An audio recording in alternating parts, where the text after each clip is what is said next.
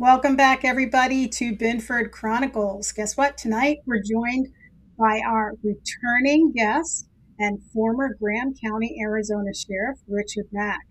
Sheriff Mack is the founder and president of the Constitutional Sheriffs and Peace Officers Association. If you would type in CSPOA.org, it'll take you right to his website.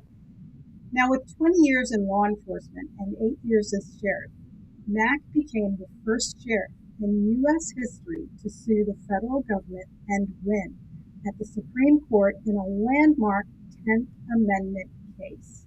Wow. Sheriff Mack joins us to discuss constitutional authority, federal overreach, and the role of local law enforcement in practicing individual liberty. Have you asked yourself what is constitutional authority, federal outreach, and the true role of law enforcement? How does this play a role into our individual liberties? Are they actually being protected in practice, or is this just a theory? What is the difference between a peace officer and a sheriff? Does one agency over the other have more muscle power in protecting and defending our constitutional liberties over the other? Let's take a look at a soundbite of our New York City peace officers handling a protest that has gone wrong. And then we'll take a short break after that. Oh my God!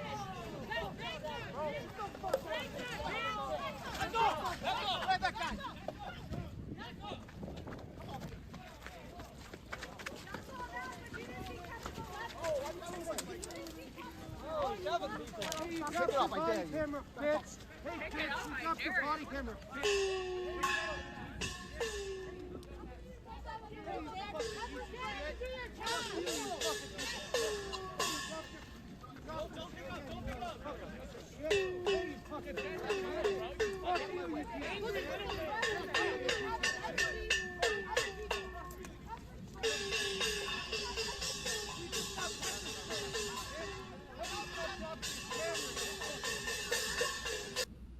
It just seems so unorganized to me. It seems like we need more peace officers out there. Why aren't there more peace officers? Could it be more well organized? I almost feel worried about the peace officers because that crowd is huge. And what they were breaking up there was Antifa was attacking another protester, probably with the opposite opinion. And when I think about peace officers and sheriffs, I'm wondering, is there more muscle power constitutionally and assigning more officers to the street, organizing better? Because peace officers have mayors that put them in place. Uh, County commissions sometimes appoint the chief of police and have them, but the constitutional sheriffs, well, they're elected by us and they serve a term, and we can vote them out or vote them back in, and they take an oath to the Constitution. But we're going to get into that with Sheriff Mack. Are they really protecting our liberties and following the Constitution? So let's take a short break, and we'll be right back with Sheriff Mack after this break. Are you ready to stand up for your community and support your local sheriff?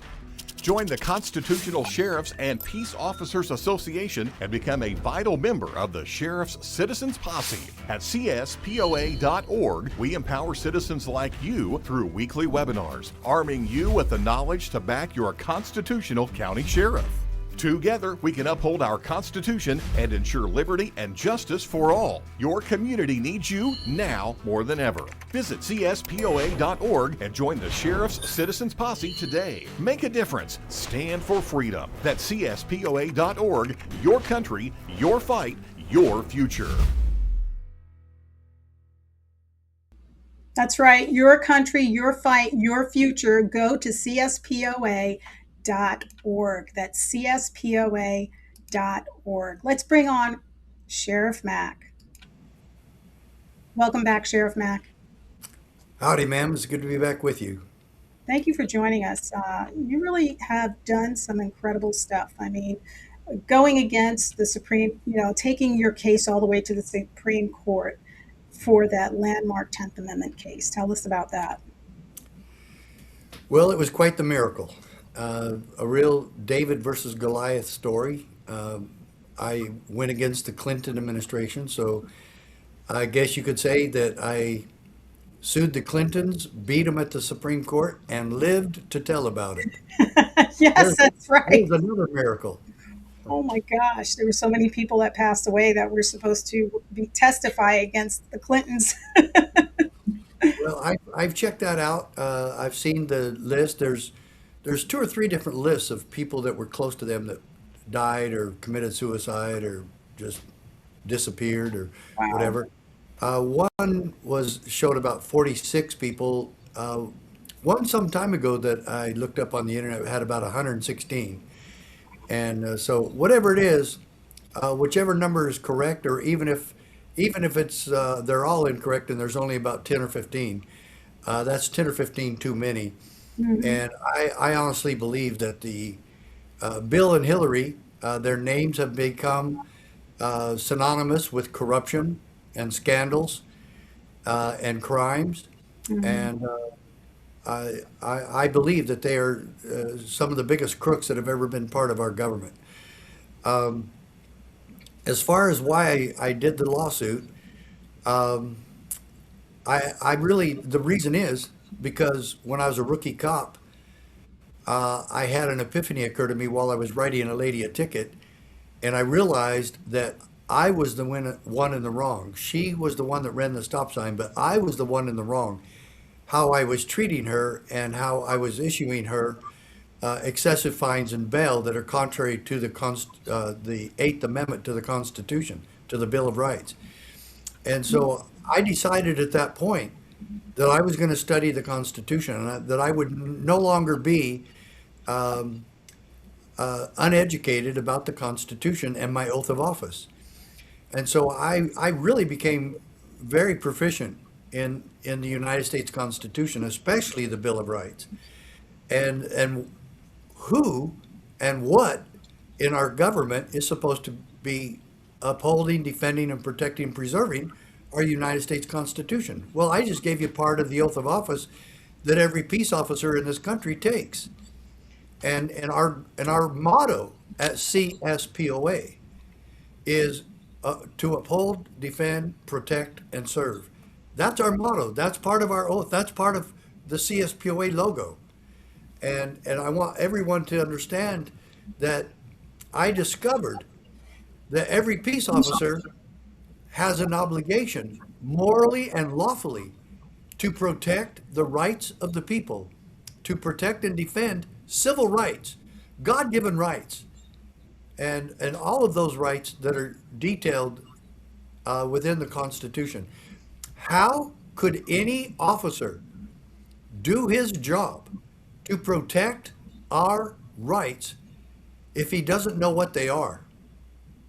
And so taking the oath of office presupposes that the officer who swears the oath of allegiance to the Constitution, that presupposes that he knows and understands the Constitution. And I'm going to tell you right now, most officers are completely constitutional illiterate. Constitution illiterate.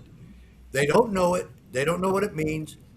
Oh, yes, they studied case law in the police academy. Oh, they studied Terry versus Ohio and the Miranda decision, and one that I really like is Gideon versus Wainwright. That was an amazing case. But you cannot bypass the basics, and you cannot bypass the principles within the Constitution and specifically the Bill of Rights, and expect that you're going to catch on to this other stuff. Anybody can memorize a decision of the U.S. Supreme Court. Oh yeah, we have to read people the Miranda warning because of Miranda. Okay, so what's all the other stuff about? But what does it really mean? What did the founding fathers really mean when they said the right of the people to keep and bear arms shall not be infringed? and even before that, a well-regulated militia being necessary to the security of a free state. Do we know what that means? Yeah. Or is that just something for gun fanatics so they can collect guns or go hunting? So, We have Sheriff to know. Mack, do you think that they should be constantly educating their officers on the Constitution as much as they train them on their firearms and tactical tactics? Of course, yes.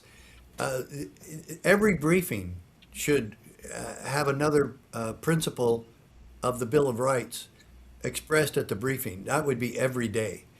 And then they should have ongoing training about that, just as you alluded to.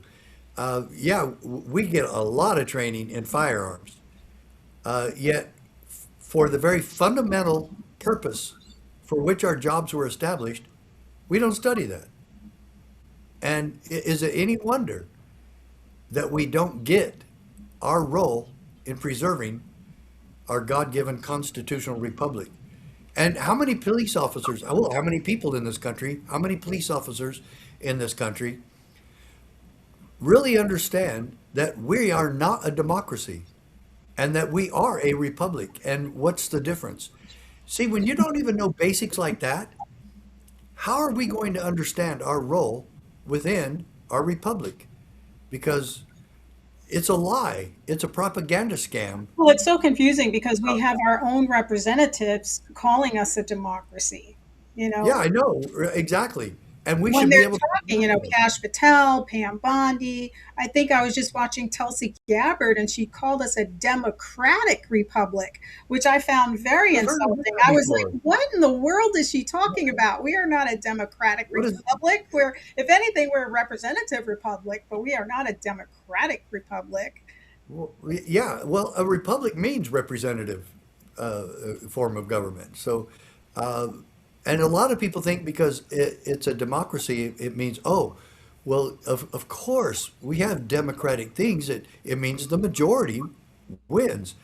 No, the majority rules, and the majority uh, controls, and the majority can do anything they want, which becomes a dictatorship.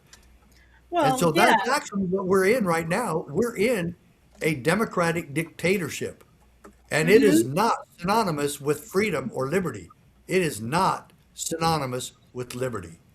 No, So, quite the opposite. Sheriff Mack, is there a difference between the muscle power that a sheriff has versus what a peace officer has? Well, a peace officer, we're all peace officers, but what you probably mean is police officer from Yes, the I police do. department. So there's every sheriff in this country, just about, I would say 99% of them, unless you're just a real small agency and you only have two or three deputies. Just about every sheriff has a county that has city police also within his county. And I did. We had Thatcher, Safford, and Pima, Hmm. all separate police departments. So, does anybody know who's in charge, or is everybody in charge, or what's the difference? Well, the difference is this: the chief of police is appointed by the city council, and sometimes they pick a committee to interview, and then they pick them, and then maybe the top three will interview before the city council or before a committee, a bureaucratic committee, and then they pick them from there, and then maybe the mayor will have uh, the final say, or all maybe all three or all five city councilmen will vote on who they think would be the best. Regarding the sheriff, we the people, the first three words of our Constitution, we the people appoint or elect. Hmm. Every election, every 4 years, we appoint the sheriff. We, the people, bestow all political power and authority. We are in charge of this government. We decide who represents us as the mayor. We decide uh, the guilt or innocence of any court of law. The jury is the ultimate authority. We, the people, are the ultimate authority. And if you want to know the truth, there should be no chiefs of police in any county. I All agree. the police agencies should be under the sheriff because he's the only one that's elected. Now, we're probably not going to change that. Joanne, I'll be the first one to admit, I even tried when I was sheriff. And I worked with other good chiefs of police. And we met every month together and discussed what's going on and to make sure that we were all on the same page. I opened the lines of communication with the other chiefs of police. Every month we met. And I had an open door policy with them, and they had the same with me. But when it comes down to really judging the authority of the police or the sheriff's office, the sheriff office reigns supreme. And in my Supreme Court case, it actually says that the chief law enforcement officer is indeed the sheriff. And I'm not begrudging chiefs of police, I'm not begrudging police departments. But how they came about is a little bit different than how the sheriff came about. And I'm very adamant that every public official should be appointed by the people, should be elected by, for, and of the people, and not the chief of police, by virtue of his appointment, is a bureaucrat. He's appointed by somebody else. I was just going to say that. I was going to say I feel like the city police are um, more susceptible to becoming bureaucratic because if they're They are. if they're appointed They're all bureaucrats. Every one of them are bureaucrats.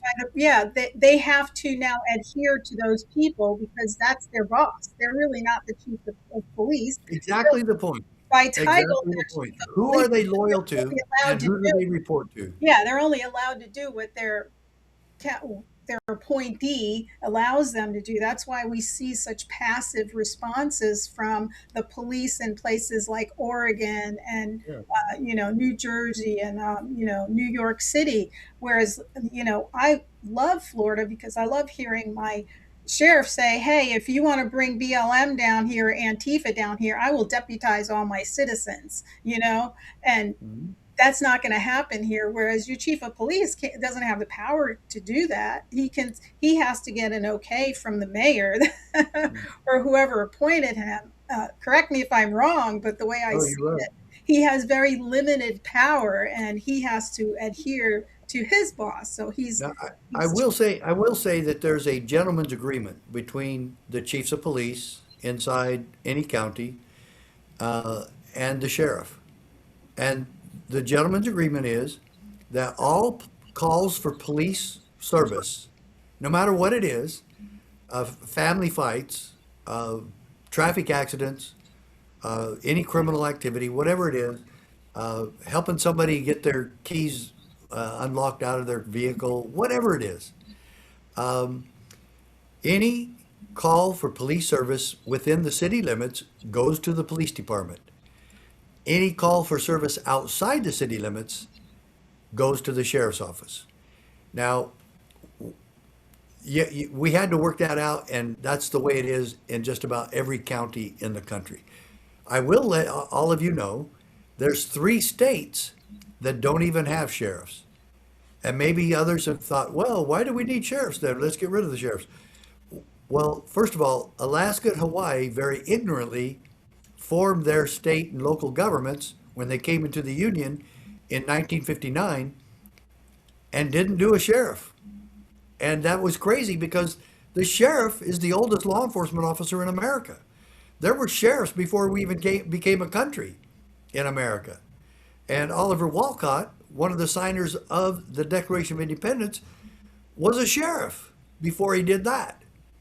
And so Connecticut very insanely voted the office of sheriff out of the state. And there was only 8 counties. There's only 8 counties in Connecticut. wow. And all of those sheriffs went along with it because they were offered higher paying jobs as state marshals. Oh, And so they did that about 30 years ago. It was a big mistake. And what happens when they do that? They're stealing and destroying the stewardship of the people to decide who their sheriff is. And even California has not done that. But we're having a big problem in Washington state right now where the state legislature is trying to preempt the authority of the sheriff and either appoint them, which they've done now in Olympia, the largest county there, the greater Seattle area, they actually appoint the sheriff now. And that's been pretty recent. And you have to ask yourself, why would a government do that? Why would they take that power and stewardship away from the people and put it on themselves? Well, is that That's something a they very had to do dangerous on the trend. ballot, Sheriff Mack? Like to get rid of your sheriff's powers, the sheriff department, to get rid of it, would you have to put that on the ballot and have the people vote on it, or is that something the governor does? The legislature pushed it and the people voted it. Well, Yes, they people did. that it just goes to But show you how you uneducated see, that's the they are. problem. That's the problem. They just tried to do that in Virginia and a judge stopped it because, folks, this democracy thing, the people can be wrong in a democracy. This isn't just the will of the people, the will of the people. If the will of the people is contrary to the Constitution and contrary to law and order, then we shouldn't go along with it. And people can be wrong. And that's why a democracy doesn't protect us, but a republic where the right of the people and the right of the individual come first. And we have to be able to say, no, we're not going to do that. Remember, we don't believe in kings here. We don't believe in oligarchies. And so a 50,000 member oligarchy or a 5 member oligarchy, we don't want kings, period. But the Democrats don't get that, and they're very hypocritical in this whole thing about, oh, no kings.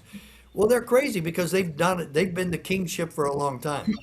Well, it's that's why we need to be educated and educate people on their constitutional liberties and rights, and just what you're doing, teaching sheriffs and Well, we offer the training. We call it, our class is the Constitution for Law Enforcement.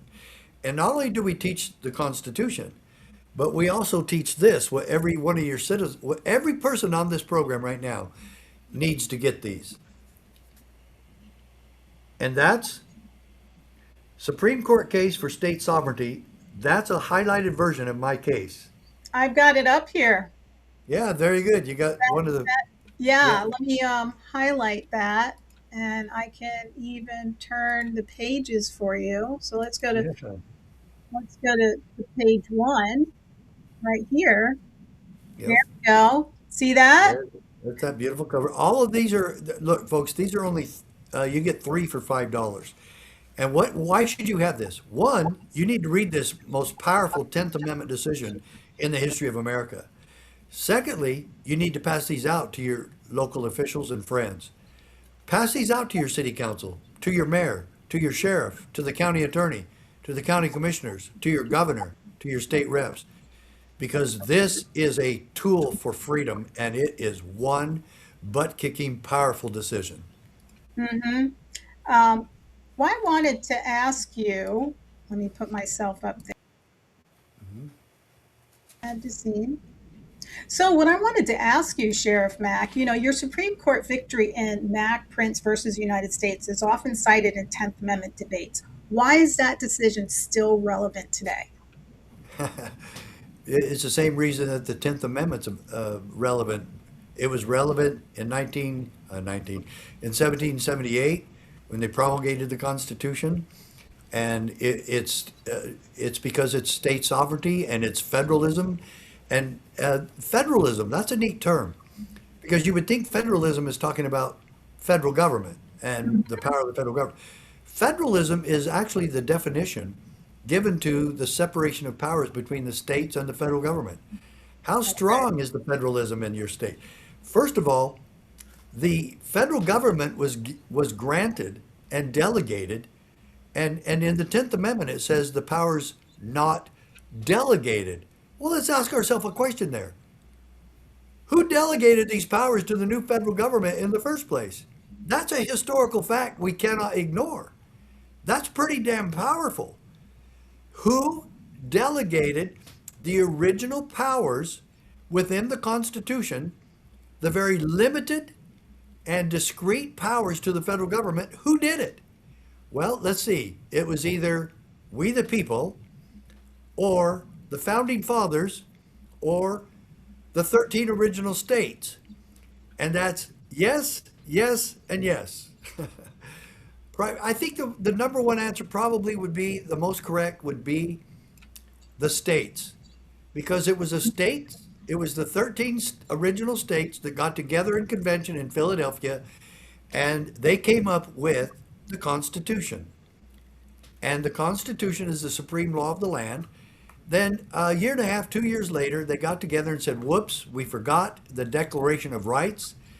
They Madison called all the delegates from the states back to Philadelphia, and they promulgated the Bill of Rights.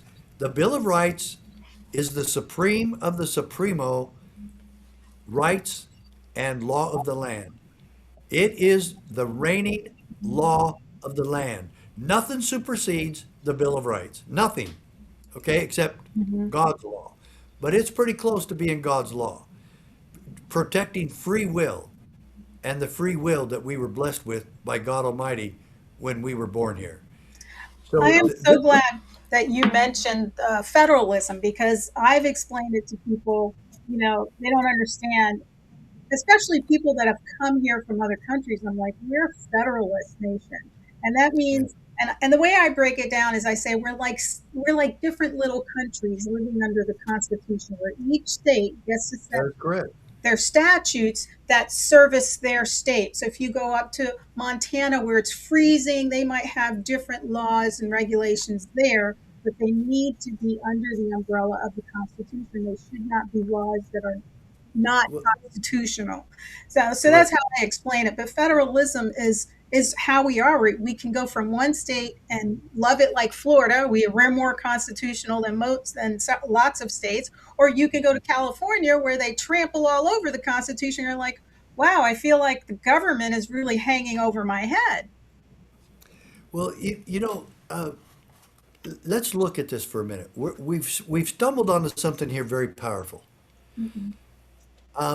If the Constitution was designed and the intent of the founders was to make sure that the federal government could not commit the same abuses that King George III did, the reason for which we went to war and we actually turned to violence because the King of England, King George III, very young, wouldn't go along with it. And he kept, every time that we protested and remonstrated, he would make it worse. And so that's finally when Patrick Henry gave that famous speech, "Give me liberty or give me death." Well, that's exactly what we should all be saying today. And look, I'm not assailing Donald Trump.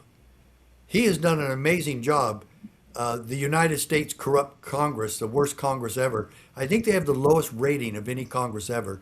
The do-nothing, corrupt, inept Congress that he's had to deal with, he's done a pretty good job in going around them and doing what he has to do for the American people and for the world. Done a pretty good job there. But let's look at this. If you go through the Constitution, you will see, and inside my Supreme Court case, Scalia says, residual state sovereignty was also implicit, of course, in the Constitution's conferral upon Congress of not all governmental power. Wow. Don't you wish Congress knew that? Well, if they don't have all governmental power, then what kind of powers do they have? He tells us they only have discrete enumerated ones. Then how do we keep it that way? And he says it again, which implication was rendered express by the 10th Amendment. We have to enforce the 10th Amendment. And that's what this is. It's checks and balances, constitutional limitations. What are those limitations on the federal government? Well, first of all, it's the 10th Amendment. The powers not delegated to the United States government by the Constitution are reserved to the states or the people, respectively. Folks, so what powers did the federal government get? Well, I want to go over just the 5 law enforcement powers that we delegated to the new federal government. Okay, back during the Constitutional Convention. Okay, and I think I said 1778. I meant 1788. That's when the Constitution was going. 1787 is when it started. Bill of Rights was done in 1789. So let's look at this. What What does the Constitution, and anybody could do this. It says enumerated, which means they can be numbered. You can go through the Constitution and just start listing and number the rights and powers, not rights. They don't bestow rights. We have our rights that was God given. Government doesn't have rights. Government has responsibilities and duties and delegated powers and authority. So, how many powers in law enforcement was the new central government delegated by us, by the states? Five. They were given five. And if they don't do them right, can we take them back? You better believe it. Of course we could. We still can. But let's name those five law enforcement powers that were delegated to the new central government. Okay? It's very easy. The first one, treason. Treason is a law enforcement power that was delegated to the federal government. Can states do treason? Of course. Now, the next one, states can't do really. I mean, they could look it up and help maybe, but they can't do. Counterfeiting. The United States government owns this currency. That's the United States currency. That they didn't want each state doing their own currency. That's why I still question cryptocurrencies. How come they can have them and the states can't? That's really crazy to me. But anyway, so there's two now, treason and counterfeiting. Third one, felonies committed on the high seas. What is that called? Piracies. Piracy. That's right.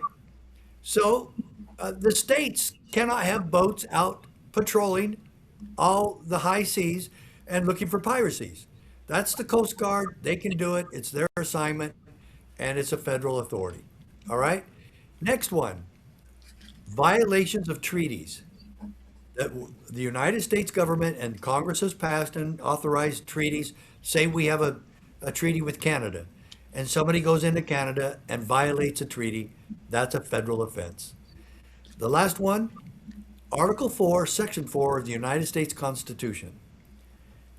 It says, the United States government shall guarantee to each state a republican form of government and protect the same from invasion. So it's the federal government's job to protect our borders. Now, What's happening where, now? They are protecting them, but they weren't in the Biden administration. no, of course not. And that's why we're having such a horrible time now because we have all these terrorists and cartels and human traffickers and children traffickers into sex slavery. And this has all been increased exponentially under the Democrat reign of Joe Biden's administration. And now even worse, the Democrat Party is defending all of these criminals that they brought in to make sure what? That they get registered to vote. And in order to get them registered to vote, they have to make sure that you can't have any laws that require identification from these people, or they wouldn't be able to get registered. And then this whole program and plan and agenda to bring all these crooks in to get them registered to vote would be null and void. And the Democrats won't have that. And they're putting their own selfish platform and agenda ahead of national security and the safety of Americans. Well, That's what the Sheriff Mack, Democrats are doing.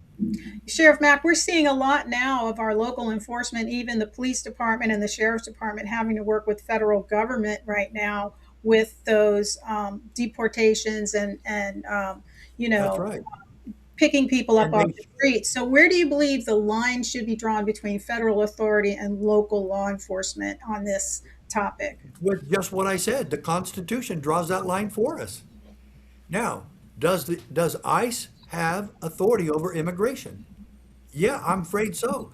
So they're coming into our communities and they're trying to get these people back across the border, back to where they belong. That's their job. Okay? It wasn't our fault that Biden did this. And Alejandro Mayorkas committed this treason with Biden. And Merrick Garland committed this treason. And Kamala Harris committed this treason. And so, and now they're still doing it. They're doubling down on this treason because they want these criminals to stay. Look, I know a lot of good Mexican people have come into our country. A lot of people from Latin America have come into our country looking for a better life. Do I blame them? No. But I do blame the banana republics within Latin America for that. If you had a good country, and if you had a middle class, and if you had law and order, these people wouldn't want to leave your countries in droves like they are. That's not our fault, and we can't take the world's career criminals or just all the poverty-stricken people. And let's blame another thing on the Democrats. These people knew they could get in here, and a lot of people tried to get into the United States and did without any vetting whatsoever. We don't know who's here, except we know that there's lots of terrorists and cartel members and pedophile traffickers. And so, why did they do this? And there's no question, it was election fraud. They want to cheat on elections, they want to control elections, and they want a political monopoly on power from Bangor, Maine to Honolulu, Hawaii, and everything in between. Folks, that is treason, that is election fraud, and that's the Democrat Party. It's very nefarious what they were doing to Yeah. America, and we're at a point where there's so much to clean up. Yes. Looks like we lost his. Let's give it a break right now. So let's go to a commercial break, and we'll be back with Sheriff Mack.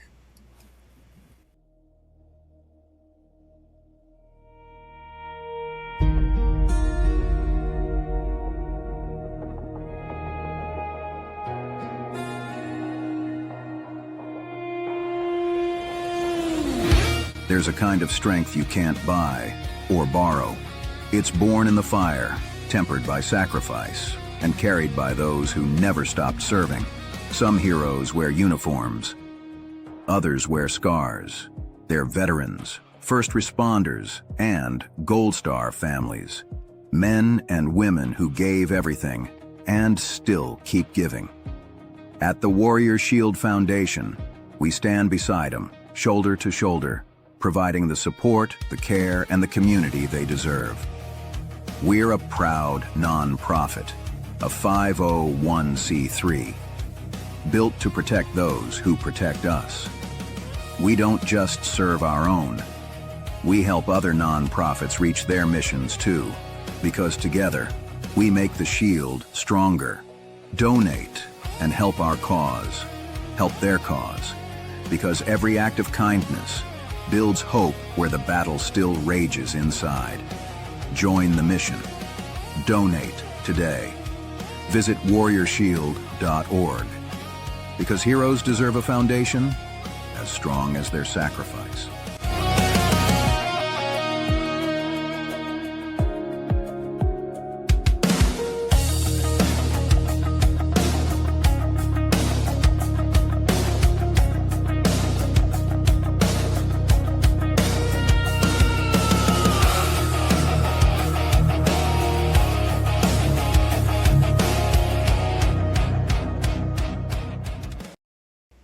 All right, we're back with Sheriff Mack.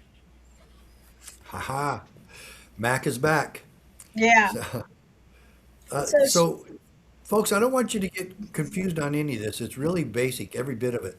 And every one of us should know what's in the Bill of Rights. You don't need to memorize it word for word, but just go through it. And number one, number one has 5 rights. Everyone should know that. Freedom of religion, freedom of the press, the right to freedom of the speech, the right to peaceably assemble, and the right to file grievances against government. That's it. That's 5. The Second Amendment actually has 2. A well-regulated militia, that's a very powerful principle, and then we the people. Because why does it go from militia to we the people? Because we the people are the militia. There's no contradiction there. I've actually heard a sheriff who thought he knew what he was talking about. He was talking about, hey, the right of the people to keep and bear arms. It says the right of the militia. That's quite different. That's our army. No, it isn't. If you look in Article 1, Section 8, it talks about a navy and army being established. And it says also calling forth the militia. And if you look up militia, It's the people. Mm-hmm. Define it. In fact, United States Code 10 defines a militia as every able-bodied male from age 17 to 45. And then it's I think since then it's added women. So I wouldn't be part of the militia now, but I'll bet you a dollar to a donut that we all could be part of it as long as we're capable physically of bearing arms if we have to go and defend our country or defend ourselves against tyranny. And that's the purpose for which the Second Amendment was put there, that the people would always have the final say. Declaration of Independence says that we have the authority and power and the right to throw off tyrannical government and establish new government. How could we do that if we didn't have the authority to be armed? And what is our government continuously trying to do, especially the Democrats? Disarm. Disarm us and take our guns. Mm-hmm. Sheriff Mack, have you done any recent events with a sheriff's office or a police office directly? Yeah, we just got back from Washington in January, where the horrible crimes of the state legislature are trying to destroy the office of the sheriff. And so that's probably our biggest concern nationwide. Even California and New York aren't trying to do this, but Washington State is. And I'm really getting fearful of Virginia also because you've got a lot of very corrupt public officials as governor and attorney general and in the state legislature. And look what they just tried to pull. Mm-hmm. They got the people to vote, and it barely passed. That they would change all the gerrymandering so they could have 10 Democrat U.S. congressmen, U.S. House of Representatives, and only one Republican. Right now, it's or was it nine? Because it's I believe it's 6-5 right now. So it's 11. It's 6-5, Mm. and they want to change that and make it 10-1. Is everybody out of their mind? Yes. So, so even in Massachusetts, there are about 40% registered voters that are Republican. Do you know how many U.S. congressmen are representing Massachusetts? Zero. Mm. Zero. And that means 40% of the people have none because the Democrats believe in democracy. If they believed in democracy, they would have to put at least 4% or 40% of the elected U.S. House of Representatives from Massachusetts, they'd have to be Republican. They don't care, and all they do is promote the Democrat Party. Period. They want the monopoly. Can't you guys see that? Everyone, even the Democrats should be able to see this and go, if you're an honest and fair Democrat, you'd go, well, that ain't right. Yeah. I believe in our democracy. I believe in America. No, you don't.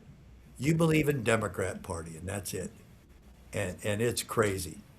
So, Sheriff, what are you hearing from sheriffs across the country about protecting individual liberty and at the local level? Well, some of them take it seriously, but they don't quite get it, and that's why the training is absolutely necessary. Look, I honestly believe that most police and most sheriffs are good people. I would go 75, 80% that they are decent human beings and good and decent people. But that doesn't make that they're not ignorant. That doesn't remove ignorance. You know, when the scripture in the New Testament says the truth shall make us free, what does the truth make us free from? Well, it makes us free from ignorance. Mm-hmm. And so you can't be free and ignorant. Jefferson warned us over and over that whoever expects to be ignorant and free expects what never was and what never will be. Folks, so that's why we have got to be involved in the process. And so these sheriffs and these police and these peace officers across the country have got to be trained, and they've got to study it. The first thing I recommend is that they each and every one of them have a pocket constitution. Here's my pocket constitution. I always keep one close by. And that they keep this in their uniform. And I actually made one that would go over the flap of the uniform because this is too long. And I made one that was part of the uniform for all my deputies. How can we be the guards of the Constitution and Mm. not know anything about it? And I would tell the deputies, if you turn in a report, I'm going to read it. And I'm going to examine the Constitution, especially the Bill of Rights, where whatever action you took is justified by a constitutional provision somewhere. And Sheriff, so, yeah, we did it. what advice would you give a law enforcement officer who's battling um, between the Constitution and a state statute that is Oh, non-constitutional, for example, red flag laws? yeah, that's easy. Folks, what is the supreme law of the land? Red flag laws are gun control without, you would be, you would be thinking that a cop would never do this or a legislature would never do this. That you're not allowed, as the Sixth Amendment requires, to face your accuser. Somebody could make an anonymous complaint about you and that you're dangerous, and the police can come and take your guns and keep them until they prove that you're not, or until you prove that you're not a danger. No one, no one has to give their name, no one has to testify against you, and you lose your property, which is against the Fifth Amendment. And and why? Because an anonymous tip. You could have somebody just mad at you. You could have a girlfriend mad at you. You could have an ex-wife mad at you. They could call and leave a tip.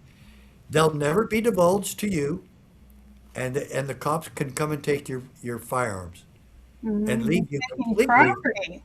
Yeah, just yeah, and so you're completely unarmed. And how are you going to protect you and your family after that? And so this is a problem in Florida. And one of my favorite sheriffs in the country, as far as a real true lawman and a creative one, is Sheriff Grady Judd in Polk County. But he loves red flag laws, and he doesn't know and understand the Constitution. And we A lot really need to of have that officers true do. one.